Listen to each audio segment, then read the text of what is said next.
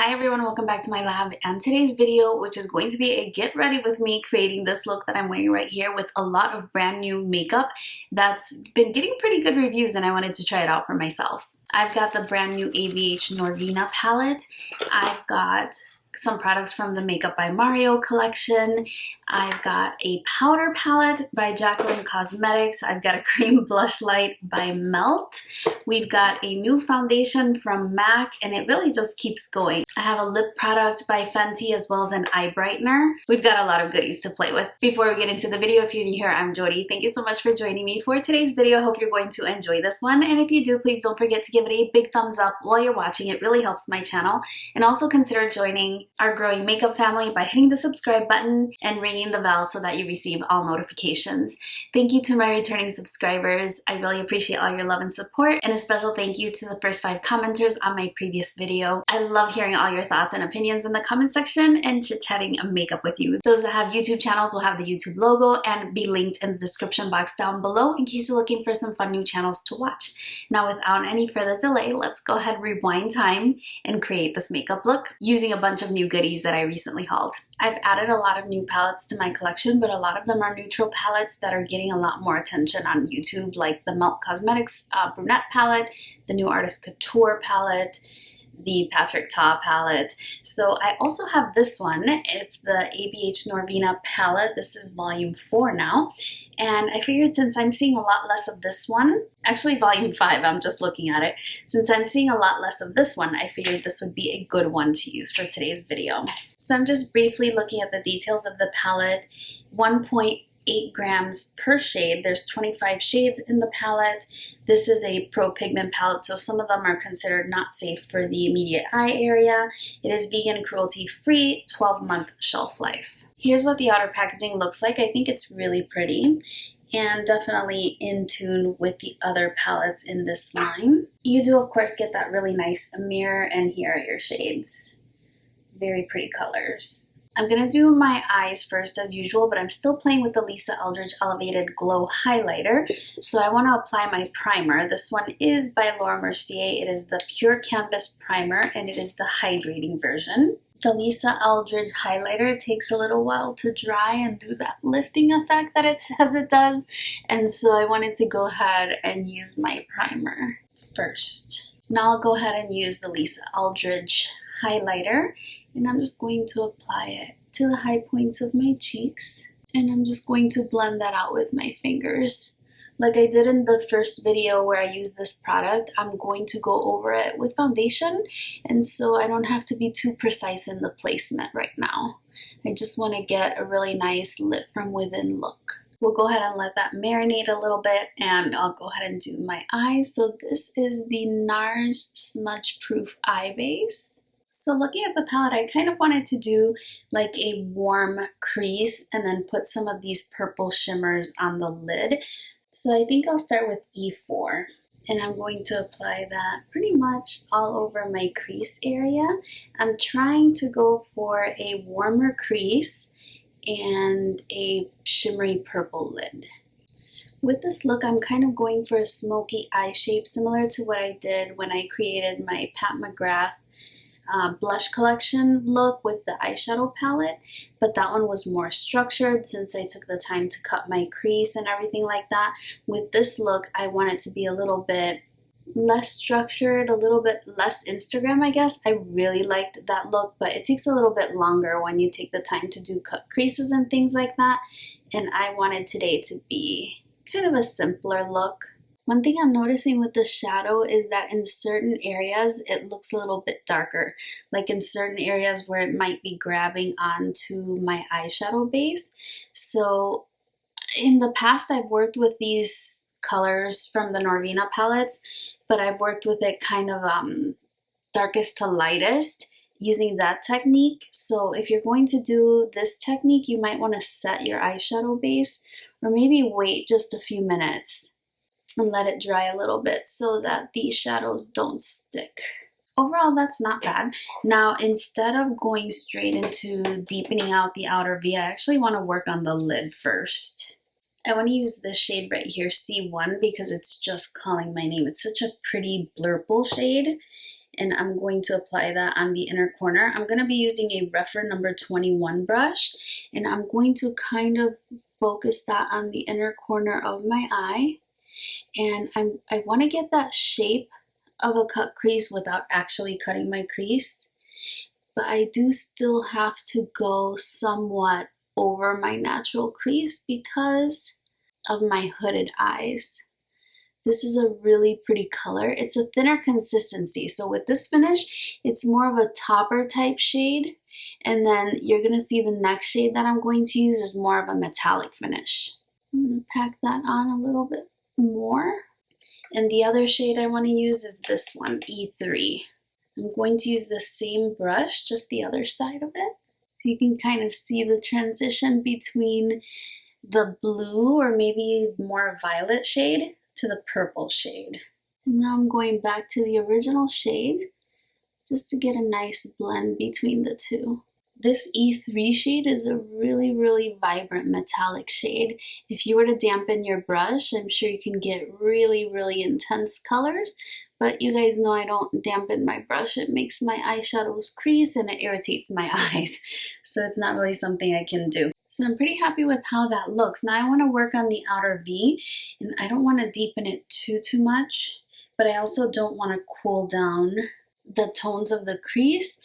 I'm debating between C5, which is the shade right here, or E2, which is the shade right here. I think I'm going to go into C5, but super, super gently. Yeah, I barely dipped my brush, and you can see how that definitely deepens out the outer V. And I'm using just kind of patting motions, I would say. All right, and now I'm bringing that orange shade back in. This was E4. I'm just tapping on that metallic shade a little bit and blending it with the outer crease. And I want something in the inner corner, so I'm going to go in with this shade, B1. This shimmer has like a gold reflect to it. I like how the look is coming out, but I think I definitely want winged liner. So I'm going to go in with this one from Makeup Revolution.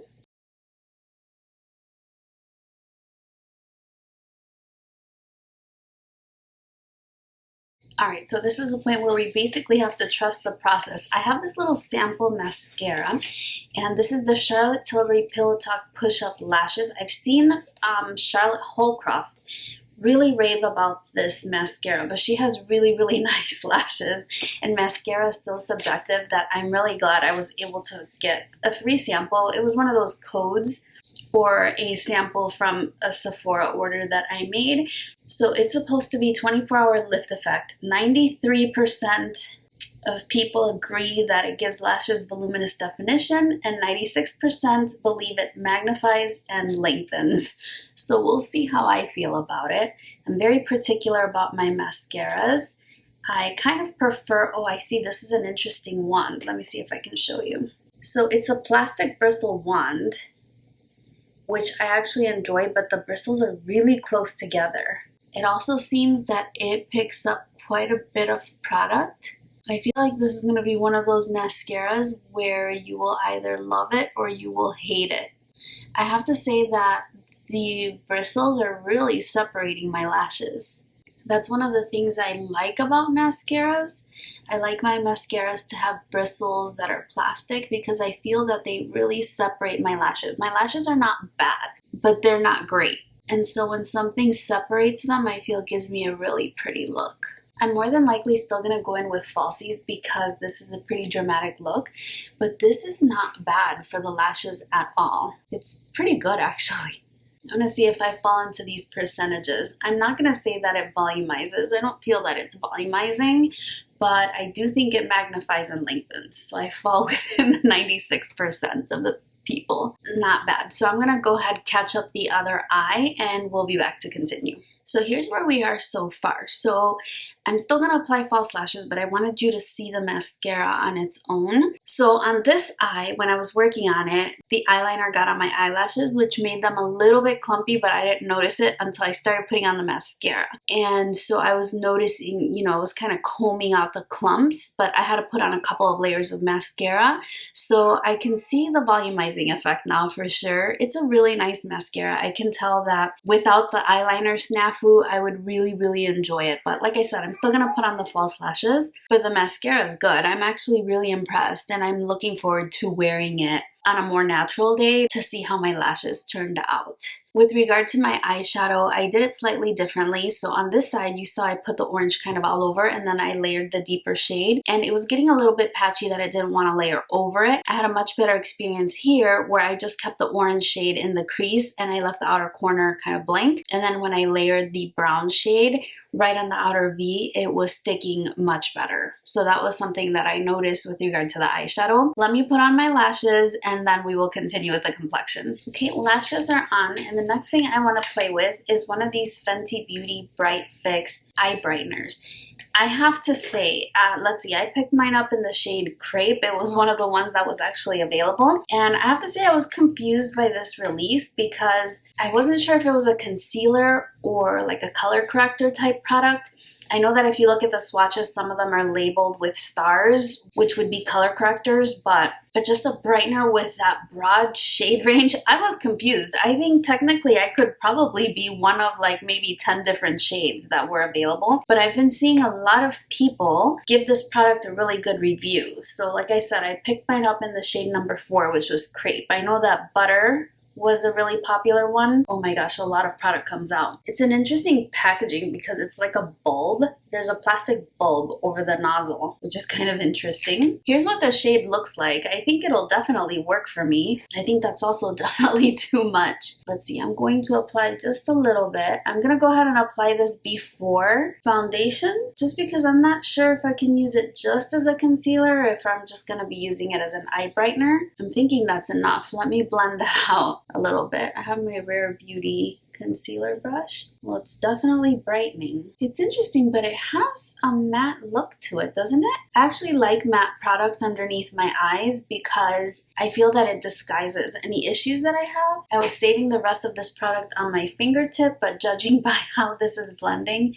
I'm not going to be needing any more. From the looks of it, I can see that this is something that I would wear on my no makeup days. It kind of reminds me of the effects of the Tatcha Pearl, but the finish of this one is a little bit more dry. Like the Tatcha Pearl is hydrating. And I'm not saying that this is not hydrating. It's comfortable, but it's got more of a matte finish. Whereas I feel that the Tatcha Pearl is a more luminous finish. Overall, that's pretty bright. I love that for me. For my foundation, I mentioned that I picked this up in a previous video. I think I was talking about it, I don't know, it was in a previous video. And I was using the regular MAC Face and Body Foundation. So this one is the MAC Studio Radiance Face and Body Radiance Sheer Foundation. I picked mine up in the same shade that I use for the face and body, which is the shade C3. I love the MAC Face and Body Foundation. It is a complete standby. I trust it. It's a fantastic foundation. So I wanted to try this one and see what the difference was. So I have a little bit on my dish per usual. If you're hearing a lot of background noise, my neighbor is drilling something. This wall on my right is directly attached to my neighbor on this floor. And so anytime that he's doing any work like that, I kind of get the noise. It's not too bad, but if you hear it, that's what it is. And also, it's getting close to the 4th of July here, and people are out doing fireworks already. Why is that even fun? Why is that so much fun for people? I think it's dangerous. I'm also a little bit grumpy about it because it scares my pets. My cats and my dog, they do not like it at all. Especially my dog. He refuses to go outside. Even if we take him out, he just kind of stands in the doorway and begs to come back in. It's so sad. So anytime that we have the 4th of July or anything like that, you know, New Year's Eve, New Year's Day kind of thing, it's the same story. It's really hard. All right, so honestly, I'm not noting much of a difference between this and my regular face and body foundation. Let me see where I put the box. It just says shake well, apply to clean moisturized skin with a brush sponge or fingertips. I was actually using the MAC Face and Body Foundation not too long ago because I wanted to compare it. I wanted it to be fresh in my mind, but honestly, I'm not seeing much of a difference. You can let me know if it was just repackaged or what the deal was with this. I thought it was something new. I'm not saying I don't like it. I'm just saying it's quite similar to the original Face and Body foundation, the one that doesn't have Radiance in the name. And honestly, I mean, I don't see this being super radiant. I see it the same. It's like a natural finish. Not too tacky, applies well over the primer I chose. I've got no complaints. I feel like maybe I used a little bit more than I normally do. This one, actually there is one difference now that I think of it. The consistency. This one is a little bit thicker. The MAC Face and Body Foundation I feel is a little more runny. Oh, there you have it. I mean, skin looks like skin. It's a really nice finish. I like it. Good color match. I have no complaints. I like it. I picked mine up in Ulta Beauty when they were having it. I don't know, they were having it on some kind of promotion. So I'm looking at my under eyes and trying to debate on whether I want to apply a concealer. Maybe it's a little bit more white, I would say. I don't know. But it's not creasing. It feels like it's the kind of concealer that you don't have to set. I did pull out a concealer just in case, but honestly, I think this one is looking really pretty nice. Looks very natural. And I have like a line right here, and it doesn't appear to be settling, and because it has that matte look, it has that blurring effect. So actually, I think I'm just gonna go ahead and set it. I bought a powder palette. Why am I buying so many powders? I'll never know. I hardly ever even powder my face. I don't know why I keep getting drawn into these powders. So this one is by Jaclyn Cosmetics, and I picked mine up in the shade Light. And the reason why I chose the shade Light is because in the medium one, at least from the pictures and also from what Mel Thompson was saying in one of her videos, pretty much these two shades were the same up there. Like she said that with these two bottom shades, there was really no difference between the medium and the light. And then the medium one had more like yellowy powders at the top, so I figured this one would give me a little more variety. Because you have this one that's more violet, this one is a little bit ivory, and then these come a little bit closer to my skin tone. Because the Fenty Beauty was a brightening product, I think I'm just gonna go into that one right there, and I'm just going to lightly set underneath the eye. My favorite powders to set underneath my eye are the Charlotte Tilbury powder. I love it. To me, there's really nothing like it. And then I like the Pat McGrath under eye setting powder. Do we see a difference? I just applied it under this eye. I'm honestly not seeing much of a difference. I do like to set my under eye concealer. Again, it prevents kind of it settling into my eye wrinkles. So I'll use the powder. Did I need to buy this? Probably not. The one I just used actually reminds me a lot of the shade of the Charlotte Tilbury powder that I use, which is shade number 2. So, I mean, I'll definitely use it. It doesn't look drying. It doesn't look heavy on my eyes either. The packaging is really nice. It's all white, has the J. On the back side, you have the shade names. So it looks like I applied the shade Almond. Yeah, this is made in Italy, 12-month shelf life, and you're getting, each powder is 2.7 grams. So, well, it didn't knock my socks off, but honestly, the bar is set really high with the Charlotte Tilbury powder, as well as the Pat McGrath under eye setting powder. I love those so much. The next hyped product is Makeup by Mario. I actually went and I looked at these products in store, and when I picked this up, because this was the thing that interested me the most. Like when you shake it, it feels like something is moving in there. I don't know, it makes noise. Listen. I don't know if my microphone is going to pick that up, but this is the Makeup by Mario Soft Sculpt Shaping Stick. It's in the shade medium. I've seen my friend Susanna use this on her channel, and she said it blends out really nicely. It's just a stick contour product. I'm going to use it kind of like a bronzer because the tone looks a little bit warm. When I first opened this, I was spinning and I was like, mine doesn't work. Mine doesn't work. It doesn't come up. But actually you got to turn the black part because the bottom has that brush. And honestly, I like that they include a brush. It's nice. It's one that I believe pops out as well so that you can clean it. Yeah, it easily pops out. But honestly, I never see myself using that brush. I have really nice brushes, but in a pinch, you definitely could. So I'm gonna go ahead and paint this one on my face.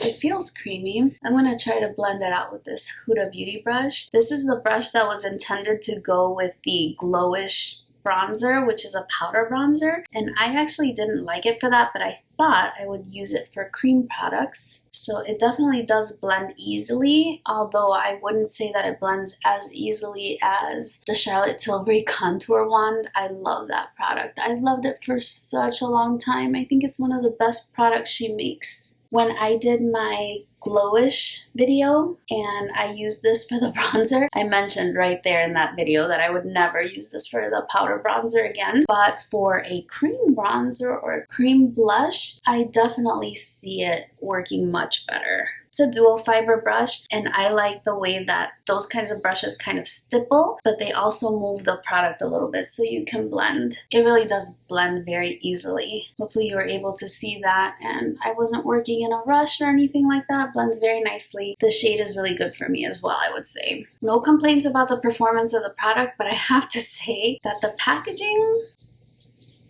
I don't know. It just seems that there could have been more attention to the packaging, but in general, his packaging has been very streamlined and simple, so I did want to lightly apply it as a contour. I picked up one of the blushes as well since I was already on the website, but the shade that I picked out is super bright pink. I don't think that's gonna go with today's look, so we'll save that for another day. Alright, so before I go in with blush, I want to touch up my highlight, and I'm just going in with the lightest amount, and I'm just going to blend it in. The elevated glow could still be seen through the foundation, but I always like to intensify it just a little bit more. I looked at my box of new goodies, and I do have one of these Melt Cosmetics blushes. This is one of their cream blush lights, and this one is in the shade Polished. So I think that this one is going to be a lot more suitable for this look. I'm gonna go ahead and pick it up on my brush, and I picked up just the tiniest bit. Compared to my eyeshadow, this one is still looking pink. I probably should have used the warmer tone from the Lisa Eldridge collection, but I wanted to try out new products for you today. I think once I apply my lip color, it will look fine. I'm starting to go in really heavy-handed with my blush. Before I go into the lip color, I want to finish off my eyes. So I'm applying this purple liner by Tarte. I don't think they make these anymore, but I still have them in my collection, so I figured why not get some use out of them. It still applies color, which is really good because usually these retractable ones have a tendency to dry up on me. This eye is starting to water, which is not good news for my lower lash line work, so I'm going to keep it simple. I'm going to apply the orange shade. I almost forgot to do the lower lash line, and the reason for that is because my under eyes are actually looking pretty good. This eye is definitely watering. I can feel my makeup brush is now damp, which is not good for using powder shadows, but you all are familiar with my struggles. That was actually my work email, and it's pretty frustrating to me that they would email me on a Sunday. It's a Sunday when I'm filming this, and I don't work on Sundays. It'd be different if I did, but I don't. I'm still lucky enough to be able to work from home, but I think my work hours should still be respected. If it was an email from a student, I wouldn't mind, but it's not a student. I'm just going to run that inner corner highlight shade into the lower lash line just a tiny bit. This shade has like a gold shift to it, and I think it's pretty because it kind of catches with the warmth of the crease. Now I'm going to go in with that darkest shade, and I'm just going to apply it just on the outer part of the lower lash line. Now let's see how the mascara does with the lower lashes. I mean, that's pretty good. I've got two options for lip products. I have one from NARS, which is one of their soft matte tinted lip balms. I've heard these get such amazing reviews, and they're limited edition, so I wanted to pick one up and try it. I think I picked mine up in a warmer shade. So this is the shade Whiplash. I'm thinking maybe a glossy lip might look better. Actually, this picks up the color of my crease really well, but this is definitely sheer. Oh my goodness, this is such an interesting texture. And I kept applying and applying, and here I go again. You can actually get quite nice opacity. This is actually really nice. So I've sheared it out a bit just to get a feel for the formula, and I can see why people are kind of asking for these to become permanent. It's a really interesting texture. I don't know, should we leave this one on? Let's try the other option I had. The other option was from Fenty Beauty, and this is one of her Gloss Bomb creams. And this one is in the shade Honey Waffles. So let's see, I think it's essentially the same color, just a glossy version. Okay, no, not the same color. So this one has more of a yellow undertone, whereas the NARS one had more of a red base, I would say. I think I'm gonna stay with this one just because I like the glossy finish a little bit better. But this NARS one was a really interesting formula. I really liked it. It felt really plushy and soft on the lips. I wouldn't call it matte, like it's not 100% matte. It didn't feel drying, but it's just a really interesting formula. I'll definitely have to try that out again on another occasion. So let me go ahead and zoom you in so you can take a good look at the makeup. So this is today's makeup look. The skin is looking pretty good. The blush is good. The lip is good, although the lip is good too, but the smell is a little strange. All right, let's go ahead and zoom out so we can chit chat about all the products we tried out today. Enjoy the get ready with me portion and seeing how the products perform. Let's just summarize everything really quickly. Let's start with the palette. Now, obviously, I did not use every single shade. I used, let's see, I used 2 mattes, which were those 2. I used 2 shimmers, which were that one, and I used this one in the inner corner. So 5 shades to my eye look today. The palette performed as you would expect if you are familiar with the Norvina palettes. These are pressed pigment palettes, and so you work with them a little bit differently than you would regular eyeshadow. Sometimes the textures can be a little bit more dry. Sometimes they can be a little more powdery as well. I have the other 4 Norvina palettes in my collection, and so I'm familiar with working with the formula. I think that with this one, the selling point is going to be the different variations in the shimmer shades. I think those shimmer shades are really nice. And even though this purple down here, E3, seems to be like a regular metallic, it does pack an absolute punch, especially if you apply it with your fingertip. It's a really, really nice shade. And this color right here, which I knew I was gonna have to use C1, is really, really unique. Now, when it comes to layering the mattes, I think that with a palette like this, it's easier to work dark to light, because when you are layering the products, sometimes they don't layer really well on top of one another, and you probably can see this in the outer V of my eye look a little bit. But in general, I did enjoy working with the palette. It is what I expected, and I'm gonna keep playing with it. It's gonna be a long while before I get through every single shadow, if that's even possible given my collection. With the MAC Studio Radiance foundation, I really find it very similar to the Face and Body foundation. I really don't notice any difference with the finish of my face. I don't see that this one is any more luminous than the other one, or that it has more coverage. The only thing I noticed was in the consistency, in that this one is a little bit thicker in consistency. The other MAC Face and Body foundation, at least mine, is quite runny, but I've had it for some time, so maybe mine is just starting to go bad. But if you were interested in the MAC Face and Body foundation, you can only buy that one, I think, at Nordstrom, maybe Macy's, and the MAC shops. This one is available at Ulta Beauty, so that's one advantage as well. And I think if you like the MAC Face and Body, you're gonna like this one. And if you were interested in trying the MAC Face and Body, this one will do you just fine. So this one is the Face and Body Radiance Sheer Foundation. It kind of took me off guard. I expected something different, and I ended up with pretty much the same product as I already had, but it's one that I know and I absolutely love. So definitely has a place in my collection.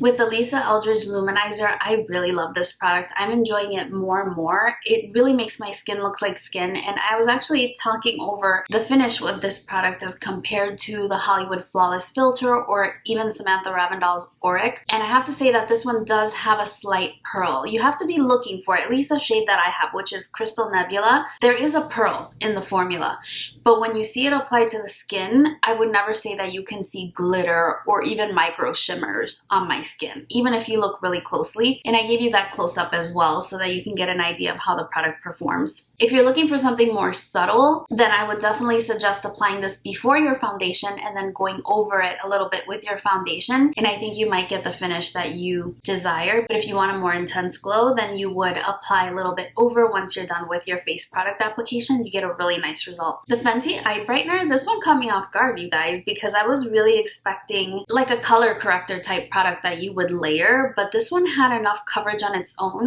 that it's the only concealer that I'm wearing today, and I really like it because it does have a matte finish. Even though I have dry skin, even though I have dry under eyes, I do prefer to have a matte finish concealer because I feel that it's blurring. The rest of my face I like dewy, but then when my under eyes are blurred, I feel like it draws less attention to all my imperfections, which there's a lot of them right there. So this one caught me off guard. I picked mine up in the shade Crepe. It was one of the few that was still available, but I think that it worked out for my purposes in both brightening as well as concealing. And yeah, I'm looking forward to wearing it a few more times to see how it continues to perform, but so far I'm really pleased with this one. With the Jaclyn Hill face palette, did I need 4 new powders? Absolutely not, especially since you saw, like, what, the only powder I applied was this. Everything else was a cream product and I only applied it underneath my eyes. But I do like this Fair Light. I'm not seeing an exact name on the packaging, but this is the lightest palette and I chose it over the medium, like I said, because there's a lot more variability in the tones of the powder. If I ever have a concealer that's too deep, I would definitely feel comfortable brightening it with one of the 2 shades. Today I stuck to this shade here, which is the most similar to my Charlotte Tilbury powder. My concealer is nicely set, but like I said, that concealer was already kind of self-setting, and so I didn't have to apply a lot of powder. I'm going to continue playing with this one with more emollient formulas and see if it'll cake up in those situations, but with the Fenty Beauty concealer, it worked really well, and it's nice to have the variability in the tones in case you're looking for some extra brightening.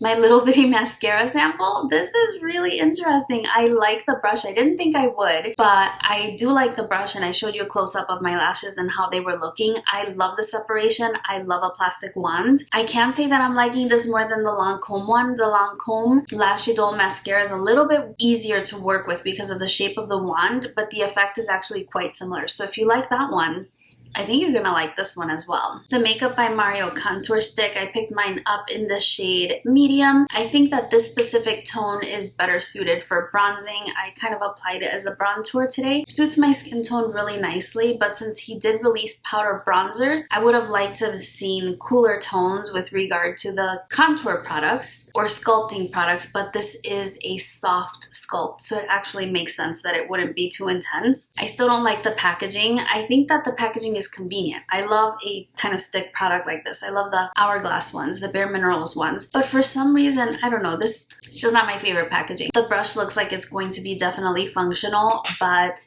I have my brushes that I use, but I could see myself if I'm ever using this on the road, I might use the brush in that case. It is the kind of brush that applies cream products really well. This one blends out really easily. So if you're newer to cream products, you might enjoy this one because it is really easy to blend out and kind of difficult to overdo. I still feel that cream bronzers by Fenty Beauty are a little bit easier to work with, but these are also a really good option. What else did we have? The Melt Blushlight. So the shade that I used was the shade Polished, which is one of the ones that has a shimmer finish to it, and that's the blush that I'm wearing today. The shade actually turned out really well with my makeup look. Very easy to blend, even in the areas that started reaching up into where I had that Jaclyn Hill powder. I didn't notice it lifting my foundation at all. My favorite way to apply these cream products is with a stippling brush, a synthetic brush, and sometimes I like to use my sponge. Today I used my brush, and I really like the application. These were really, really nice. Very easy to use cream blush formula. Last but not least, I had the 2 lip options that I played with. The NARS formula is a really interesting formula. I can see this being an